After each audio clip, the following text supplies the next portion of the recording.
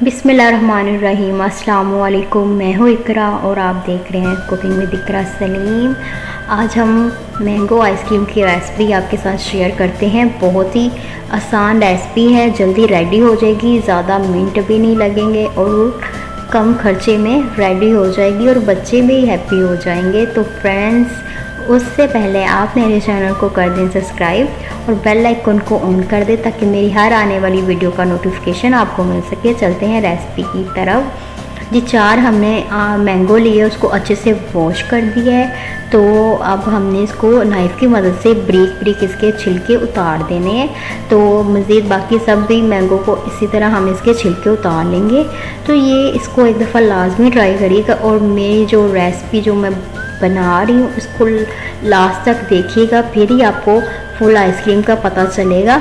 तो इसके इस तरह कट लगा लेने हैं, छोटे छोटे पीस कर लेने हैं। बहुत अच्छी सी हमने इसकी कटिंग की है और अच्छी सी शेप दी है हमने। तो छोटे छोटे हमने इसके पीस कर लिए। लो जी, पीस हमारे बिल्कुल रेडी है और कुछ हमने इसमें से मैंगो निकाल लिए थे। तो ये हम आपको बाद में बताएंगे कि हमने इसका करना क्या है। तो हमने बाकी ग्राइंडर में सारे मैंगो इसको ऐड कर दिए। तो अब हम इसको मिक्स करेंगे अच्छे से। हमने इसको 2 मिनट मिक्स करना है ताकि ये फ्लफ़ी सा आइसक्रीम का फ्लेवर बन जाए। तो इसको 2 मिनट हमने अच्छे से किया है, ग्राइंड किया है। दूसरी तरफ हम कंडेंस्ड मिल्क रेडी करेंगे। उसके लिए हमने 2 कप दूध ऐड किए हैं। उसको अच्छे से एक दफ़ा उबाला दिला के उसको कम आंच पे हमने उसको काढ़ना स्टार्ट किया है। तो साथ ही आधी कटोरी चीनी की ऐड की है और अब हम इसको और काढ़ेंगे। जैसे हम मीडियम फ्लेम पे इसको बनाते हैं, दूध को उबालते हैं, वैसे ही दूध बाहर नहीं आना चाहिए और ना साइडों पे लगना चाहिए। ज़्यादा आंच करेंगे तो वो गिर जाएगा, बाहर आ जाएगा। हमें इस तरह नहीं चाहिए, बस आपने यही केमिस्ट्री को देखना है। तो जी, ये हम इसको हल्की आंच पे ही इसको हम ज़रा काढ़ेंगे। जैसे ही इसको काढ़ना स्टार्ट होगा तो ये बिल्कुल हमारा कंडेंस्ड मिल्क रेडी हो जाएगा। मतलब कि 2 कप से 1 कप तक हमें चाहिए। तो मज़ीद इसने 10 से 15 मिनट लिए हैं रेडी होने में।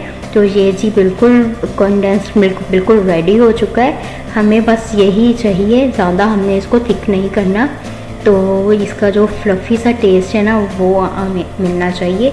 तो जी, हमने नीचे एक बोल में बर्फ़ रख ली है, दूसरे बोल में हमने ना व्हिप्ड क्रीम को ऐड की है। उसको हमने 2 घंटे पहले फ्रीज़र में रख दिया था। उसको हमने बर्फ़ नहीं इसकी बनानी। तो अब हम इसको व्हिप्ड करना स्टार्ट करेंगे। तो ये मैक्सिमम आधा घंटा लेगी क्रीम रेडी होने में। तो ये हम इसको अब क्रीम को बनाएंगे। ये देखें, बिल्कुल हमें अभी हमारी ये क्रीम बनना स्टार्ट हो गई है। तो थोड़ी थिक होना स्टार्ट होगी। जैसे ये ज़्यादा थिक होगी ना तो मशीन रुक जाएगी।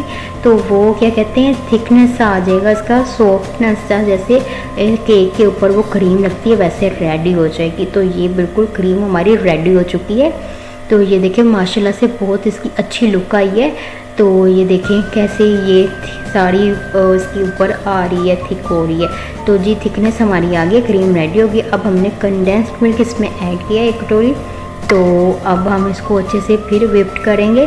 तो ये बहुत ही अच्छी सॉफ्टनेस सी हमें इसकी अभी और क्रीमी सी हमें इसको बनाना है। तो अब हम इसको मैंगो को ऐड कर देंगे इसके अंदर। अब हम इसमें 10 से 15 मिनट हम इसको व्हिप्ड करेंगे।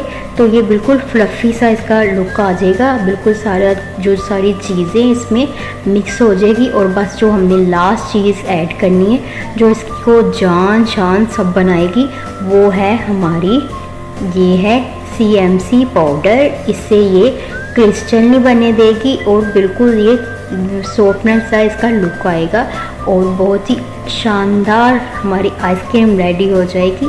जो हमारी फाइनल जो टच था, जो इस आइसक्रीम की जान था, वो CMC पाउडर था।